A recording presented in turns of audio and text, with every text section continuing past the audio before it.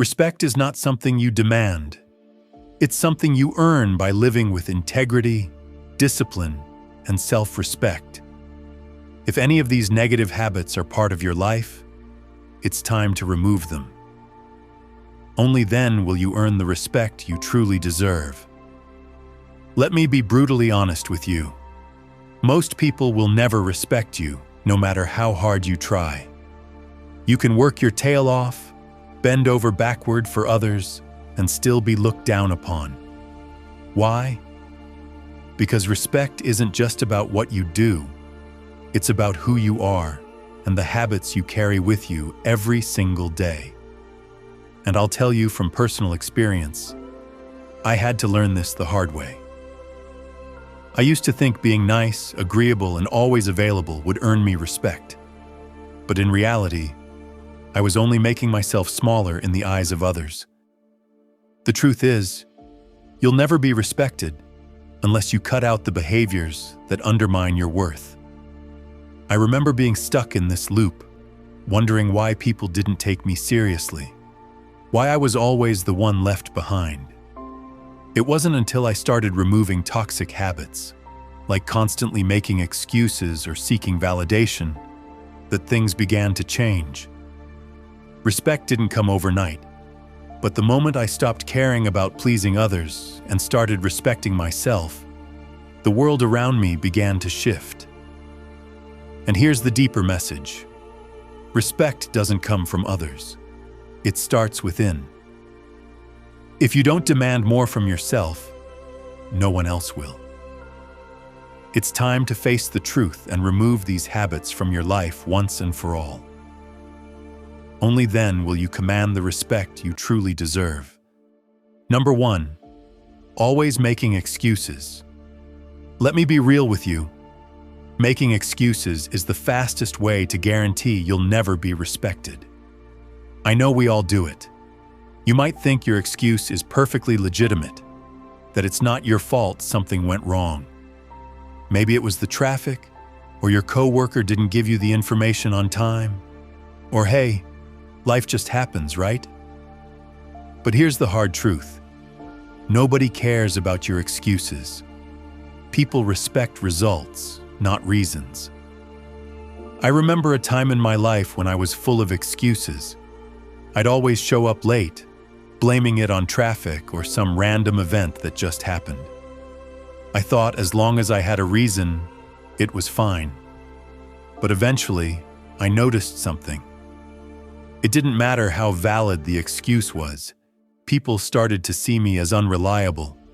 Friends didn't trust me to show up on time. My boss stopped giving me important projects. Even my family subtly stopped relying on me. I was losing respect left and right, and I couldn't figure out why. The truth is, excuses don't make you look responsible. They make you look weak. They show that you're not in control of your life.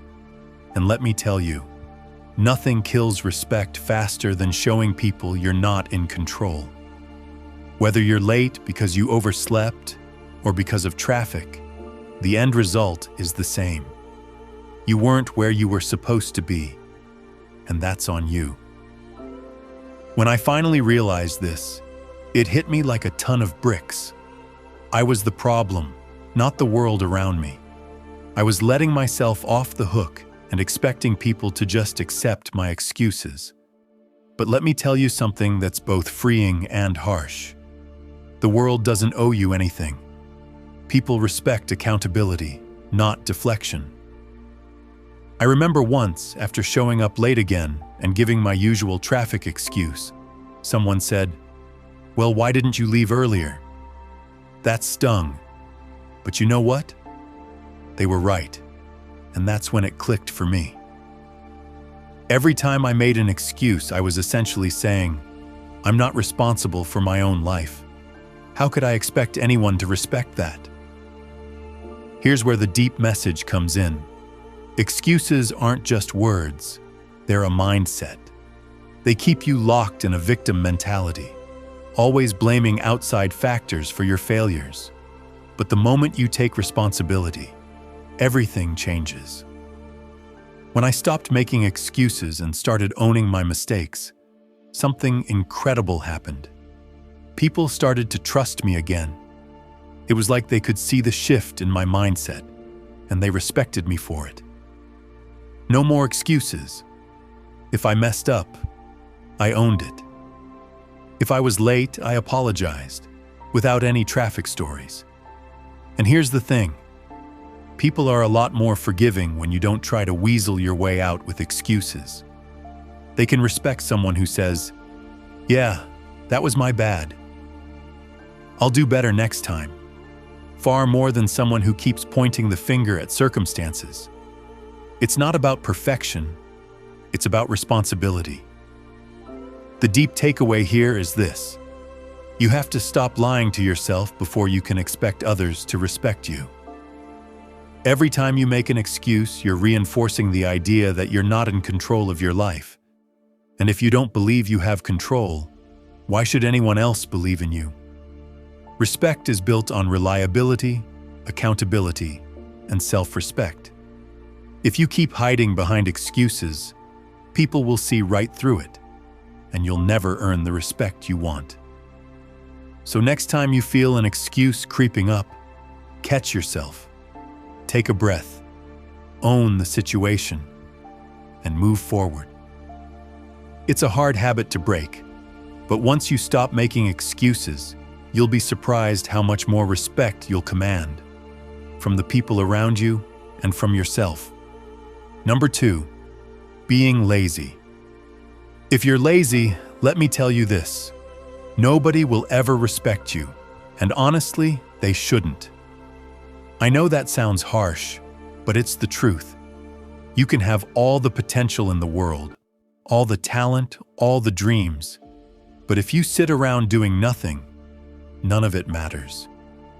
People don't respect potential, they respect action, and laziness, it's the ultimate sign of wasted potential. I used to think I could coast by on my talent.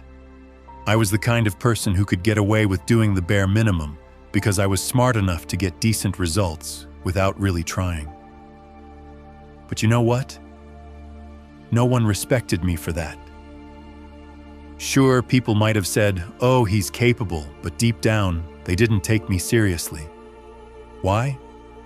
Because laziness isn't a lack of ability, it's a lack of effort. And effort is what earns respect. I remember one specific moment when this hit me hard. I was working on a group project, and everyone had put in the work, except me. I figured I could just show up, contribute a little here and there, and let the others handle the bulk of it. But when we presented, everyone's efforts were obvious except mine. And the looks I got afterward, the subtle but unmistakable disappointment, made it clear I had lost their respect. I didn't just let them down, I let myself down. It wasn't even about the project. It was about the fact that I wasn't pulling my weight. People could see it, and they lost respect for me, plain and simple. The thing about laziness is that it's incredibly visible. You might think people don't notice when you're slacking off, but they do. They notice when you're not pulling your weight, when you're cutting corners, or when you're avoiding hard work. And the worst part? It's contagious. Laziness drags other people down with you.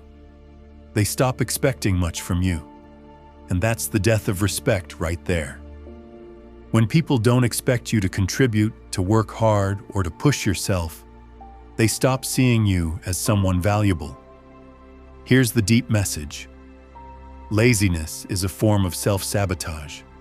It's not just about being too tired or unmotivated. It's a mindset where you convince yourself that you can get by without effort. But the truth is, every time you choose laziness, you're choosing to stay small. You're telling yourself that comfort is more important than growth. And trust me, people respect growth, not comfort. I had to learn this lesson the hard way. I used to think that taking the easy road meant I was being smart. that I could save energy and still get by. But here's what I didn't realize. Success isn't just about talent or intelligence. It's about persistence, hard work, and dedication. The people who are respected are the ones who push through the discomfort, who take on the hard tasks, and who show up even when they don't feel like it. Laziness is the opposite of all that. It shows you're not willing to push yourself. And if you're not willing to do that, why should anyone respect you? You can't hide laziness. It shows up in the way you carry yourself, in how you talk about your work, and in how you approach challenges. People can tell when you're coasting. They can tell when you're not giving it your all. And it reflects in how they treat you. If you're lazy, don't expect people to trust you with responsibilities. Don't expect them to look to you for leadership. Number 3, neglecting your personal appearance. Here's something people won't often tell you. How you present yourself says more about you than you think. And if you're neglecting your personal appearance, don't expect anyone to respect you. I know what you're probably thinking. Isn't it superficial to judge someone based on how they look? Sure, it might sound shallow on the surface, but the truth is, your appearance is a reflection of how much you respect yourself. And if you can't respect yourself, why would anyone else? I used to be one of those people who thought, what does it matter? People should like me for who I am, not what I look like. So I'd roll out of bed, throw on whatever was clean, and show up. I thought I was being real or authentic, but in reality, I was just being lazy. And you know what? It showed. People weren't taking me seriously. I didn't command attention in meetings, and I certainly didn't give off an aura of someone who had it together. One day, I had a wake-up call. I remember walking into an important event, wearing wrinkled clothes, hair a mess, and just generally looking like I didn't care. And that's the vibe I gave off. Someone who didn't care. The moment I stepped into the room, I could feel the difference in how people interacted with me. I wasn't taken seriously, and I certainly wasn't treated with respect. Meanwhile, those around me, who had put effort into their appearance, instantly commanded attention. I realized then that neglecting how I looked wasn't just affecting me. It was affecting how others saw me. I was losing respect before I even opened my mouth. And here's where the deeper message comes in. Your personal appearance is a form of nonverbal communication. It tells the world, I respect myself, and I take this seriously. When you take care of yourself, when you present yourself in a way that shows effort, people take notice. It's not about wearing expensive clothes or looking like a model. It's about showing that you have enough self-respect to put effort into how you look. That effort signals to others that you take yourself and them seriously. Think about it. When someone shows up disheveled, unkempt, and looking like they just rolled out of bed, what's the first thought that comes to mind? Probably something along the lines of, this person doesn't care. And if you don't care enough to take care of yourself, people subconsciously assume you won't care about your work, your relationships, or your responsibilities. On the flip side, when someone walks into a room well-groomed, confident, and put together, it immediately sets a tone of respect. People are more inclined to listen to you, trust you, and, yes, respect you. I know this might sound harsh, but personal appearance isn't just about vanity. It's about self-respect.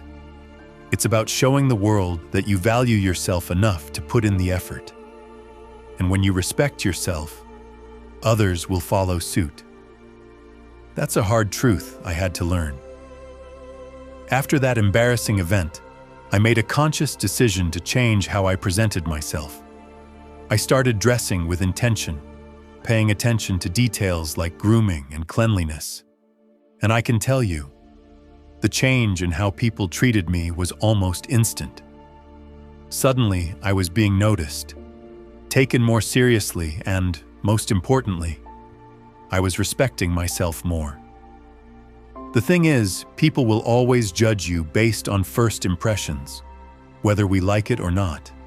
And those first impressions are heavily influenced by your appearance. If you want respect, you have to look like someone who deserves it. Neglecting your appearance sends the message that you don't care. And if you don't care, neither will anyone else. So here's the bottom line. Taking care of your personal appearance is a form of self-discipline. It's about showing up in the world as the best version of yourself. If you're constantly neglecting your appearance, you're telling people and yourself that you don't value who you are. And guess what? They'll believe you. Stop thinking that appearance doesn't matter. It does, and it always will. Respect starts with how you carry yourself, inside and out. So take that extra time in the morning, put in the effort, and watch how people start to treat you differently. Respect yourself first, and the world will follow.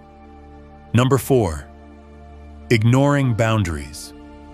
If there's one thing that will make people lose respect for you faster than you can blink, it's ignoring their boundaries. Boundaries are not optional, they are essential. When you dismiss or overlook them, you're telling people that their feelings, space, and comfort don't matter to you. And trust me, that's a surefire way to ensure they'll never respect you. I learned this lesson the hard way. I used to think that being overly involved in people's lives was a sign of caring. I thought that offering unsolicited advice, pushing my opinion, or constantly checking in was just me being a good friend or a concerned colleague. But here's the reality. It was suffocating. Because I didn't understand or respect other people's boundaries, they didn't respect me in return. It was a tough pill to swallow. But once I realized that respecting boundaries is actually a form of respect itself, everything changed. There was a time when I had a close friend who started pulling away from me, and I couldn't figure out why. I'd call her every day, text her about every little thing, and constantly insert myself into her problems. I thought I was helping, but in reality, I was crossing boundaries without even realizing it. One day, she confronted me and said, "I just need some space. It feels like you don't understand that." It hit me like a brick. I had completely ignored her need for boundaries, and in doing so, I lost her trust and respect. Here's the thing. Boundaries aren't barriers. They're healthy limits. They're a way for people to protect their mental, emotional, and physical space. When you ignore someone's boundaries, what you're really saying is, "I don't care about your comfort. I care more about my needs."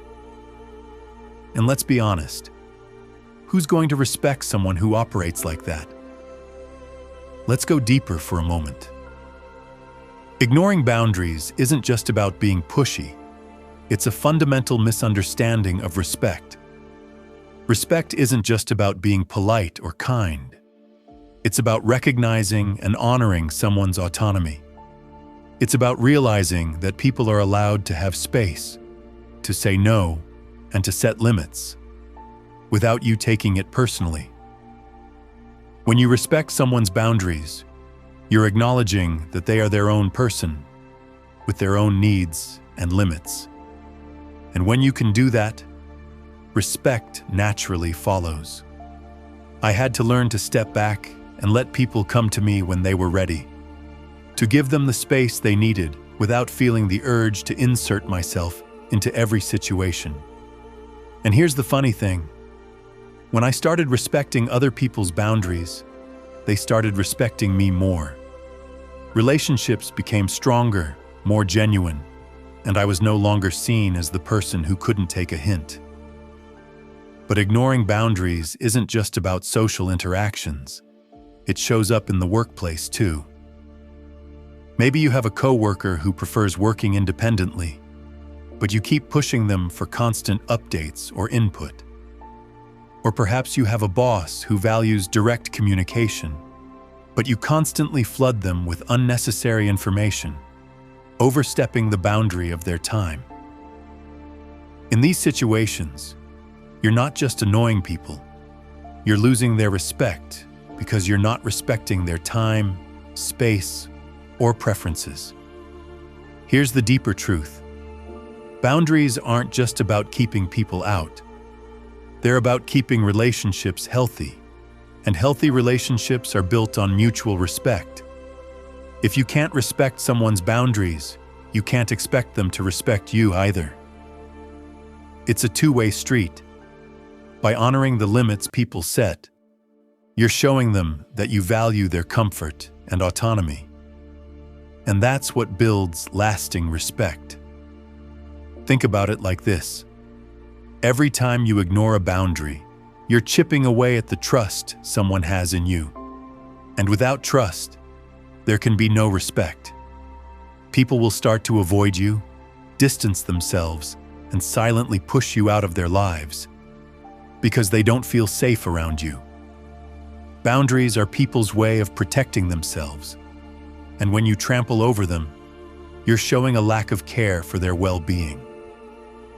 So if you want respect, you need to start paying attention to boundaries. Learn to recognize when someone is setting one, whether it's subtle or direct. Don't take it personally. Instead, see it as an opportunity to show them that you respect them as an individual. When you start doing this, you'll find that people will start respecting you more too. They'll trust you, they'll feel safe around you, and they'll value you more because you're someone who understands the importance of personal space and emotional well-being. Number 5, taking credit for others' work. Taking credit for someone else's work is one of the quickest ways to lose respect, not just from the person whose effort you took, but from everyone who sees it.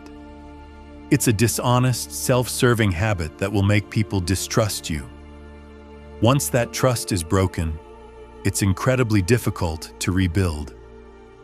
This habit is not just unethical, it's a surefire way to damage your reputation. I've seen this happen firsthand, and I'll be honest, it's something I'm not proud of. Early in my career, I was eager to make a name for myself. During a team project, I contributed a fair amount, but one of my colleagues went above and beyond. When it came time to present the results, I subtly framed my words to make it seem like I had done more of the heavy lifting than I actually had. I didn't lie outright, but I made sure the spotlight was on me, not on the person who truly deserved it. At first it felt great.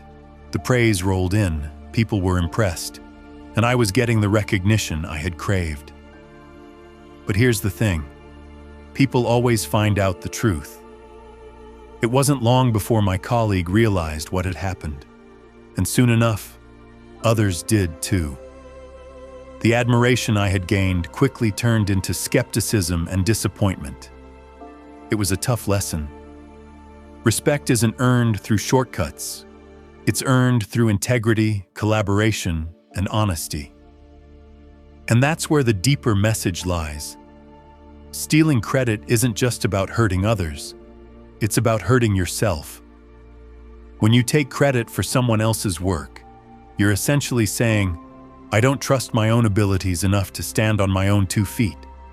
It's a reflection of insecurity and fear, not strength. If you're constantly looking for shortcuts to success, you'll never truly earn the respect of those around you. Respect is rooted in authenticity, something that credit stealing completely undermines. Think about the long-term damage this habit can cause. Once people see you as someone who doesn't give credit where it's due, you become known as someone who's only out for themselves. Colleagues will hesitate to collaborate with you. Friends won't trust you, and people in general will keep you at arm's length because they know you're not playing fair. I've seen it happen to others too. Talented people have missed out on promotions, friendships, and opportunities, all because they developed a reputation for taking credit for others' work. And trust me, once that label sticks, it's hard to shake off. Here's the reality. When you take credit for someone else's efforts, you're not just stealing their work, you're stealing their sense of accomplishment. You're robbing them of the satisfaction that comes from being recognized for their contribution. Imagine how demoralizing that is. We all want to feel valued for our hard work. When someone takes that away, it creates resentment and distrust. In the long run, you're burning bridges you may never be able to rebuild. And let's not forget, taking credit is a form of betrayal. It's like saying, "I see your effort, but I care more about my own success than acknowledging yours." That's a huge breach of trust. Once trust is broken, respect follows. People aren't naive. They can tell when someone is trying to hog the spotlight. Even if they don't call you out right away, they'll remember. Over time, this habit will erode any respect you've built, and you'll find yourself isolated. Now, I'm not saying you should downplay your contributions. If you've worked hard and deserve recognition, own it. But also give credit where it's due. Celebrate the efforts of those who helped you along the way. In fact, sharing credit doesn't diminish your success. It amplifies it. It shows you're confident enough in your own abilities to recognize the contributions of others. People respect leaders who lift others up, not those who push others down to get ahead. Here's the deeper truth. Success achieved at the expense of others' hard work isn't real success. It's hollow, and over time, it will catch up with you. You may think you're winning in the moment, but in the long run, you're losing. True respect comes from lifting others up, from being someone people trust and admire. Not because you're perfect, but because you're fair, honest, and willing to share the spotlight. So how do you fix this habit if you've been guilty of it? Start by acknowledging your mistake. If you've taken credit for someone else's work, own up to it. Apologize. Give them the recognition they deserve, and make it clear that you value their contributions. Moving forward, make it a point to always give credit where it's due. Not only will this build trust, but it will also show that you're someone with integrity. And integrity, more than anything else, is the foundation of respect. In the end, taking credit for others' work is a sign of insecurity, not strength. It shows that you're more concerned with the appearance of success than the substance of it. But when you give credit, lift others up, and celebrate their contributions, you're building a reputation as someone who is secure, fair, and deserving of respect. And that's the kind of person people will want to follow, trust, and admire. Number 6. Being emotionally reactive is one of the most destructive habits you can have if you want to be respected. It's not just about flying off the handle in a moment of anger. It's about letting your emotions rule your actions, words, and decisions. When people see that you can't control your emotions, they'll never trust you with responsibility, leadership, or even friendship. Why? Because emotional reactivity signals that you're unstable, unpredictable, and frankly, immature. I've been there. There was a time in my life when I was a slave to my emotions. If something upset me, I'd lash out, or I'd sulk for hours. If someone criticized me, I'd immediately get defensive, raising my voice or storming off. Looking back, it's cringeworthy. I thought I was standing up for myself or proving a point, but in reality, I was just showing everyone how little control I had over myself. And that's the kicker. People don't respect someone who can't even govern their own feelings. Think about it. Who do we admire? The person who stays calm under pressure, who can take criticism without losing their cool, who can handle stress without falling apart. That's strength. But when you're emotionally reactive, you're sending the opposite message. You're telling the world that your emotions are in charge, not your rational mind. And people will instinctively steer clear of you because they know that one wrong word or slight inconvenience could set you off. There's a deep message here. Emotional reactivity isn't a sign of passion or care. It's a sign of insecurity. When you're quick to anger, quick to tears, or quick to any extreme emotional response, it's often because you're trying to protect something fragile within yourself, whether it's your ego, your self-image, or a fear of being hurt. But here's the harsh truth. No one respects fragility when it comes in the form of overreaction. In fact, they'll start to see you as a burden, someone they need to tiptoe around, rather than a strong, reliable individual. I once worked with someone who was the textbook definition of emotionally reactive. In meetings, if someone didn't agree with her idea, she'd either lash out defensively or completely shut down. It was like walking on eggshells around her. And as a result, people stopped involving her in important discussions. They didn't trust her to handle feedback maturely. What she didn't realize was that every time she had an emotional outburst, she was burning bridges and losing respect. And the sad part?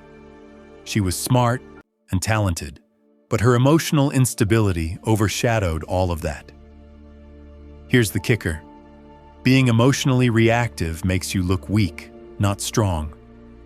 You might think you're showing passion, but what you're really showing is a lack of control. And people don't respect someone who can't control themselves. In fact, they start to pity you. Think about the times you've seen someone lose it, yelling, crying, throwing things. Did you respect them in that moment? Probably not. You likely felt embarrassed for them, even if you didn't say it out loud. That's the kind of response you'll provoke if you let your emotions take the wheel. But let's go deeper. Why are we so emotionally reactive? It's often because we feel threatened, our ego feels bruised, or we feel like we're losing control of a situation. So we lash out to regain that sense of power. But true power isn't in the outburst. It's in maintaining your composure when everything around you is falling apart. When you can stay calm, even in the face of criticism, stress, or confrontation, people will see you as someone with real strength. And that's where respect comes in. The Stoics were masters of emotional control. They believed that while we can't control external events, we can always control our internal response. And that's the key. Your response is your power.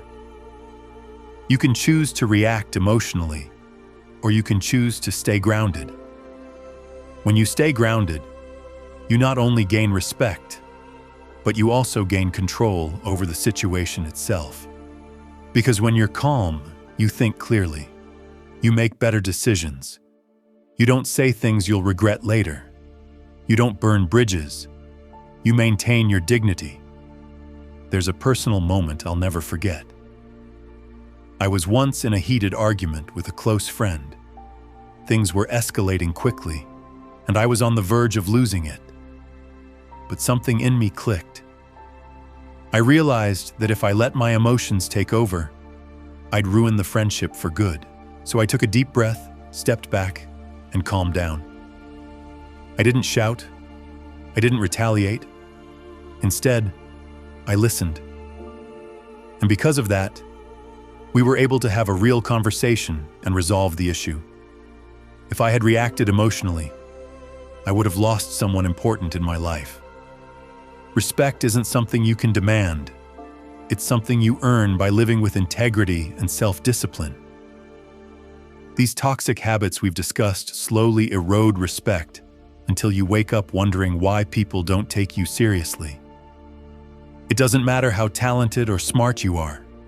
If you're constantly making excuses, being lazy, or losing control of your emotions, you undermine yourself. Think about the people you admire. They aren't perfect, but they're consistent, responsible, and composed. They don't blame others or crumble under pressure. If you want respect, start by respecting yourself enough to eliminate the habits that are holding you back.